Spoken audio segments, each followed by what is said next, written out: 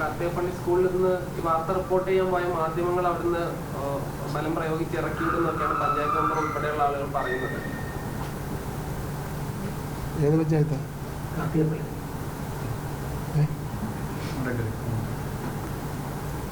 നമുക്കത് പരിശോധിക്കാം. അത് ഒരു പിന്നെ പഞ്ചായത്ത് കമ്മിറ്റി ഉണ്ട് അവിടെ. അങ്ങനെയൊന്നും പിന്നെ മാധ്യമങ്ങളൊന്നും ഇറക്കി വിടേണ്ട കാര്യമൊന്നുമില്ല. മാധ്യമങ്ങളൊക്കെ ആണല്ലോ ഈ വിഷയങ്ങളെല്ലാം ശ്രദ്ധയിൽ കൊണ്ടുവരുന്നത്. ഇപ്പം മന്ത്രിയുടെ ശ്രദ്ധയിൽ തന്നെ 14,000-ഓളം വരുന്ന സ്കൂളുകളുടെ കാര്യം ഉദ്യോഗസ്ഥന്മാർ തരുന്ന റിപ്പോർട്ട് മാത്രം വിശ്വസിച്ചുകൊണ്ട് കാര്യങ്ങൾ ചെയ്യാൻ വേണ്ടി പറ്റില്ലല്ലോ. 14,000 സ്കൂളിൽ മന്ത്രിക്ക് പോകാൻ വേണ്ടി പറ്റില്ലല്ലോ. അപ്പോൾ മാധ്യമങ്ങളാണ് ജനാധിപത്യ പ്രക്രിയയിൽ അവർ ഈ കാര്യങ്ങളിൽ പുറത്ത് കൊണ്ടുവരുന്നത്.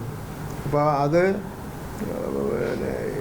ഞാനത് അന്വേഷിക്കുന്നുണ്ട്. കാർത്തികപ്പള്ളിയിൽ എന്താ ഉണ്ടായിട്ടുള്ളതെന്ന് സംബന്ധിച്ചിടത്തോളം അന്വേഷിക്കുന്നുണ്ട്.